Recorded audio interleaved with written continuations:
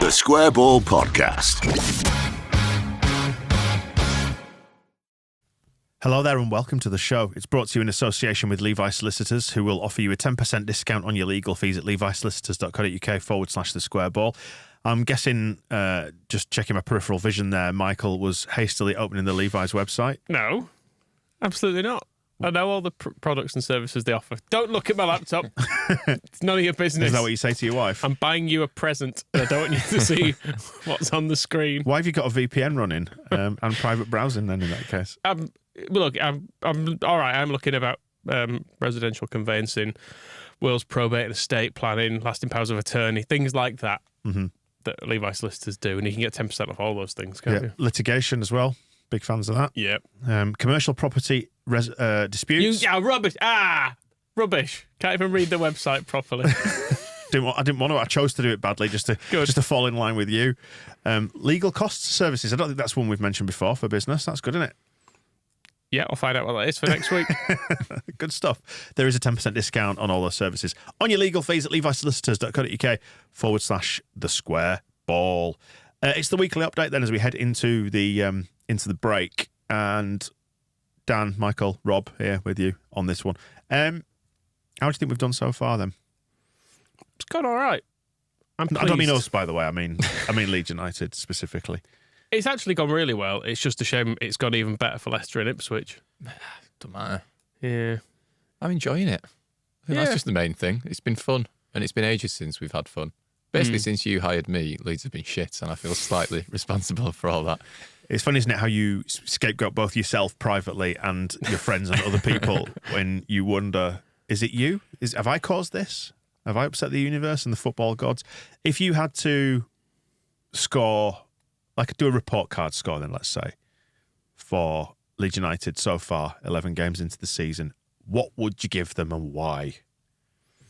It's all new numbers. It's numbers now, isn't it? It's not A to F or whatever it used to be. Well, we'll do A to F, and you can do pluses and minuses. I think we're at least a B. Yep. Maybe even a B plus. Right. Just justify yourself first, Normanton, before we get to Rob. Well, because we've had a lot of upheaval. We've tried to bed in loads of new players, a completely new playing style. The squad was a bit of an unknown, I suppose, wasn't it, at the start of the season? Because you're relying on a few players who were coming down and potentially damaged confidence and all that sort of stuff, and then a load of new players who you weren't sure how they'd fit in. And actually, it's gelled pretty quickly. Within 10 games, you can completely see what we're trying to do and how we're trying to achieve it, which I think throughout all of last season was never completely clear. We obviously started off with the penis ball as expected, but we were never convinced by it, were we? No. You saw the opening of this last season, you went, all right, we've won some games here. Maybe this is going to be all right. But I never once watched a game and thought, we're actually good. We just happened to win some games. I wondered maybe Chelsea, actually. Maybe I thought we were good. Well, I wondered if maybe we just had to kind of adjust to a new normal, if you like, sort of a way of viewing the football where Leeds grind results out using that style rather than dominating games as we saw under Bielsa, where we would take the game to other teams and we would sweep them away. I thought maybe this is the pragmatic way to do it. But I don't know, it just never passed the sniff test, did it? What about you, Rob? What do you think of this season so far? I think Michael, a very solid B+.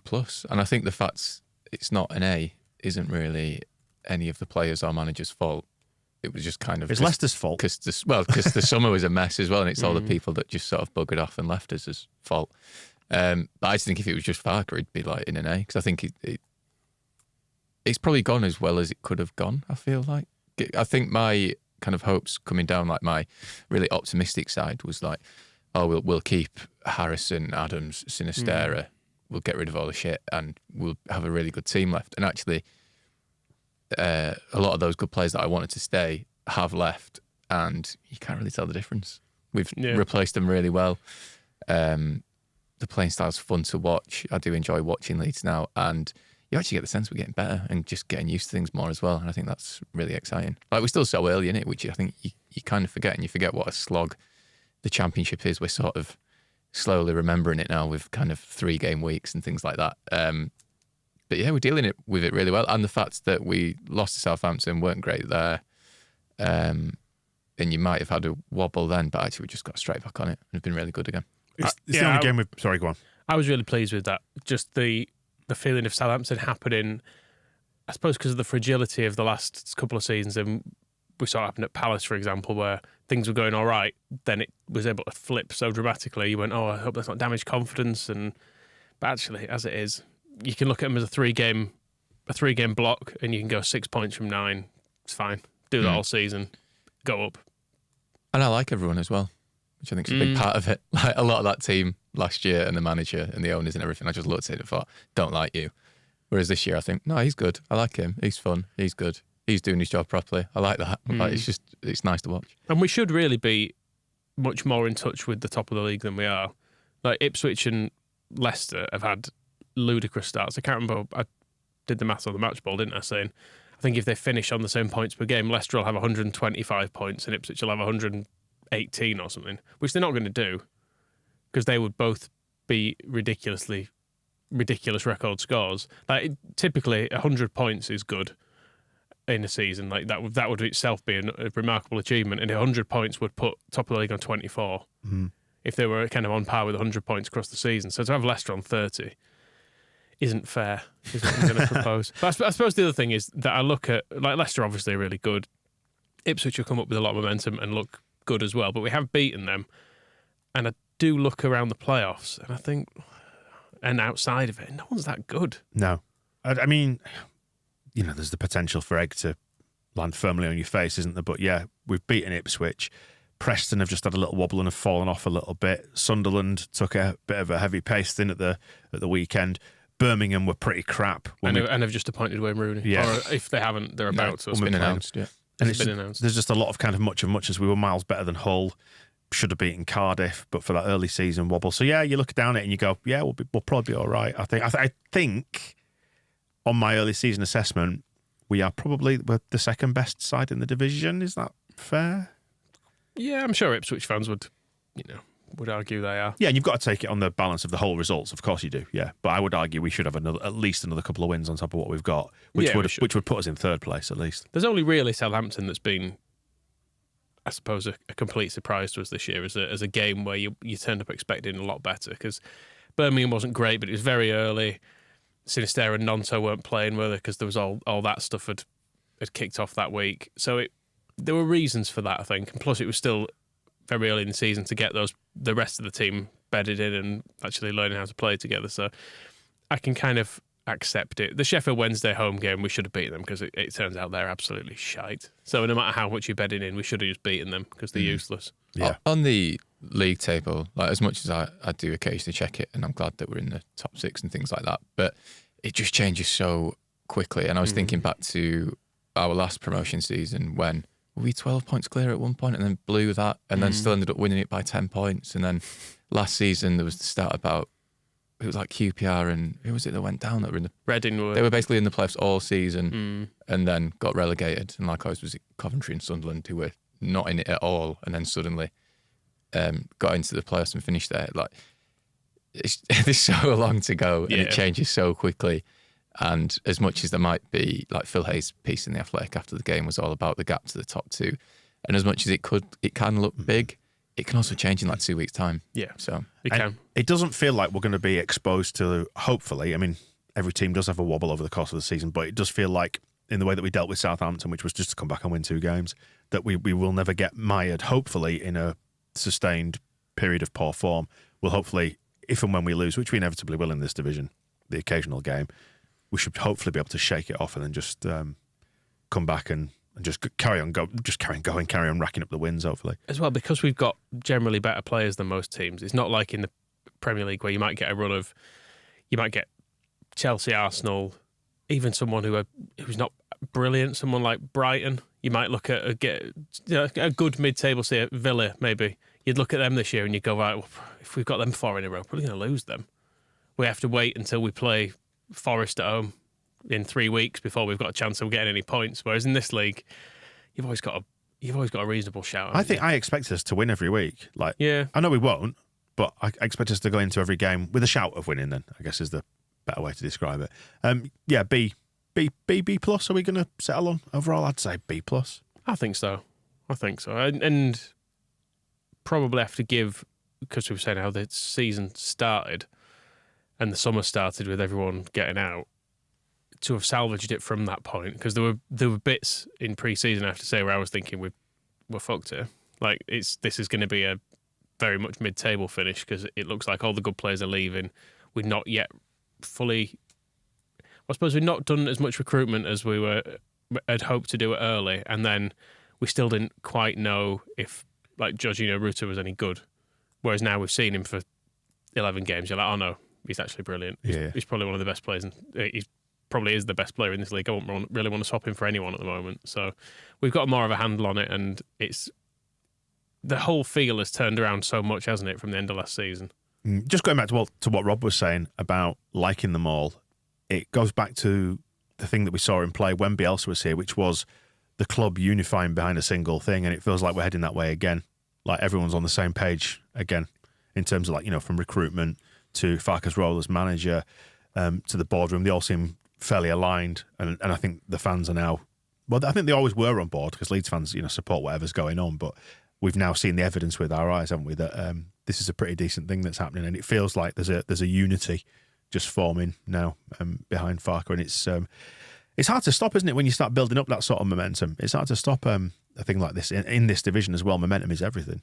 I was going to say, you said it's building up behind Farke as well. I think that's the key. Like, he's just handled this ridiculously well, I think. He's sort of managed it upwards really well, considering, you know, there's been a takeover and we've all been probably sceptical about the owners during the summer, to then we've been really sceptical about a lot of the players, and he's just managed it all well, and it feels like everyone's delighted with him and loves him. Like, you think the owners must love him. The players seem to really like him. The fans absolutely love him. I can't... Considering, you know, I did think his appointment made the most sense, but given what happened to him at Norwich, it was a bit like, okay, it's that guy. But I love him. Like, he's just done so well. And there's very much, I think, a sense of we need to walk before we can run here, and that is to build the team to get out of this division and hopefully do it.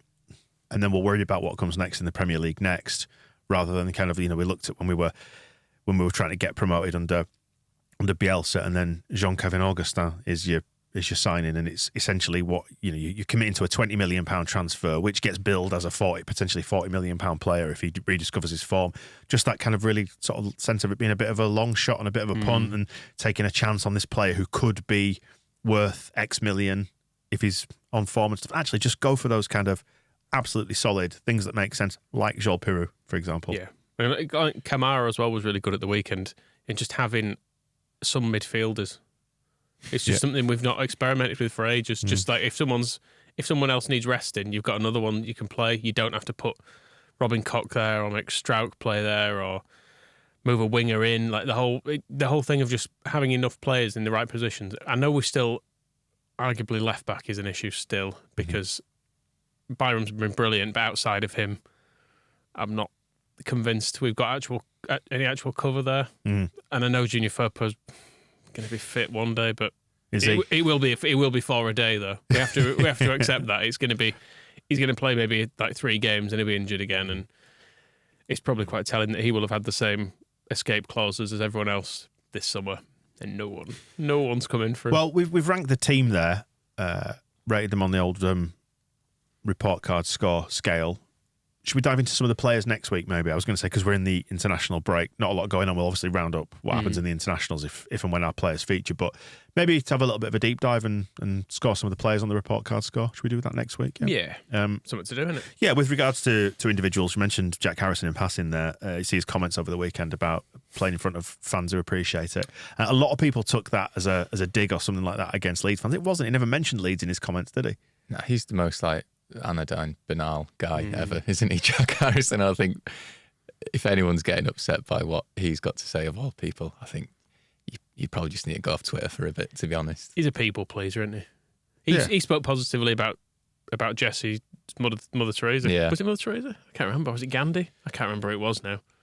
Mother Teresa, I think it was, wasn't it? Yeah, there was a Gandhi. I think he brought up Gandhi himself, didn't he? Oh, did he? Yeah, but I think Jackie was like, oh, no, it was quite good. And you think, oh, he's trying to see the best.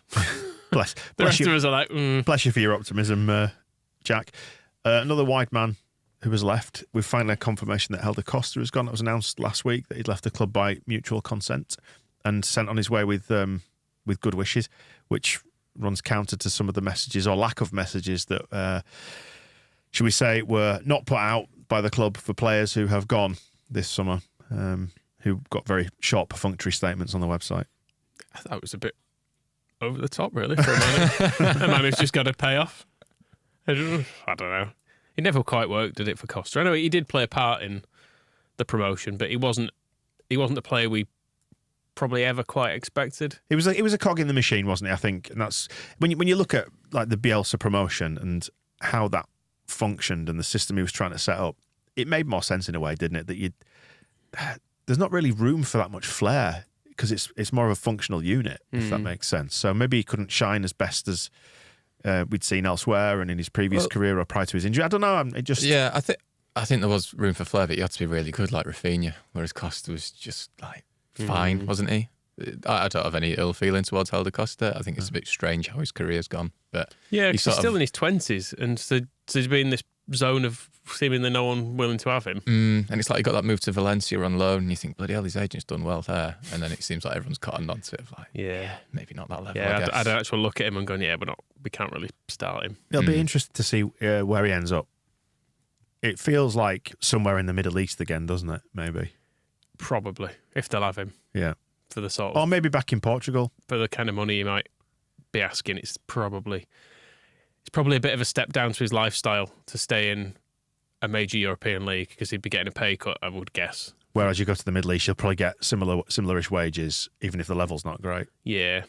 But, I suppose we kind of sold Jack Clark and replaced him with Helder Costa, didn't we, at the time? Which at the time made logical sense because Clark had been a bit part player. He'd only actually had half a dozen good games for us, hadn't he? Whereas Costa was a bit more proven. He'd already got out of this league. He played Premier League, all this sort of stuff. But yeah, you mentioned Rafinha there. It was really the day Rafinha turned up and it was like, okay, Costa's just never going to play, is he? No. Because I think, and considering Bielsa normally likes to keep people for like 6 months without using him, didn't he? Rafinha, I think, came off the bench fairly early on and pretty much instantly was in the team because everyone was like, yeah, he's just class. Yeah. He's just obviously a huge upgrade on everything we've got. God, so he was good, wasn't he? Just put him in. I'm talking about him then like he's dead. He's not dead. He's just dead good. And it's nice to see him and his missus still using that pink Leeds United dog lead as well. There were photos around the time when he signed for Barcelona when they were pictured with their puppy with the pink dog lead. Still getting used. That's good. Oh, that's nice. So efficient. He's keeping the thing. So he loves Leeds. Is that what you're saying? That's what I'm saying. I heard he all kinds of parks Leeds outside the East Stand and cries. Yeah. Gets budget flights back in on EasyJet just so he can sit outside the East Stand bawling, like Alan Smith did. In terms of former players, Berardi, our columnist, no less. Indeed. Gaetano Berardi now has a job coaching the under-19s at Brescia, who are owned by Massimo Cellino. I was writing in the Daily Email last night that he's worked for us for 2 issues in your coaching expertise, Michael. It's already rubbed off. He's got a gig straight away. Wow. What have you been telling him? I'll be the one pulling the strings at Brescia under-19s for sure. On the phone to me. Yeah, what you do? Hard kicking today. Yeah, more of that. Yeah. He knows about hard kicking, does Berardi, in fairness. But yeah, good luck to him. He'll probably be manager within 3 months, 6 months. Then he'll get fired within another 3 months. Then he'll go back again, and then we'll wish him well. I was writing yesterday, maybe he's like the coach that Chilino's always needed, just because I think Chilino might be too scared to sack him. If you look at Berardi and you think he's probably just going to grab me by the throat here, I bet not. Then maybe he's the long-term coach for him. Like, yes, sir. Yeah. There's also, Chilino has got, I was going to say a former Leeds player, he never actually signed for us, but have you seen who he's got in his Brescia squad, who he did try and bring to Leeds? Ooh. Tabanelli. Pavoletti. No, there's a lot of these. Someone else that ends in T. Or Viviani. Yes. Oh, really? Yes, he's finally got him to agree to join his club after Excellent. he came to that Leeds pre-season friendly. Wrapping up what's been going on with the other teams away from the first team, 21s. They won 4-1 against Luton on Friday night. It was in the Premier League Cup, which I don't really know what that is, to be honest. It's just one of these daft cup competitions they've got. But yeah, scored some good goals. Lewis Bates got a really good goal at the end. And did he still look worried? He looks really small, actually. I feel like he's getting smaller, which is slightly worrying. But yeah, Luca Thomas came into the team, and he's a striker who scored loads of goals for the under-18s. He started for the under-21s in the first game of the year and scored a hat-trick, but then he's kind of been in and out of the team. But he scored again. He was back starting in the number 9 shirt, which meant Sean McGurk, who's been wearing the number 9 recently, which is weird because he's tiny, he was back into like his more natural position. But yeah, some good goals. McGurk scored a free kick. I can't remember who else scored now. But yeah, it's strange because Matteo Joseph and Joffy, they're still sort of needed to warm the bench for the first team. The 21s have kind of been left without a striker. But yeah, Luca Thomas is a bit of a different kind of player, but he's a bit of a Max Dean in that he's still really young and stepping up and seems to be enjoying it. And women lost 4-3 at Hull. They play FC United of Manchester, which is tonight as we record this, which is Wednesday, so it'll be probably last night as this comes out. That's not a real team, is it? So don't know what's going on there. Well, that's been allowed to happen. I've got some real teams as well. Yep.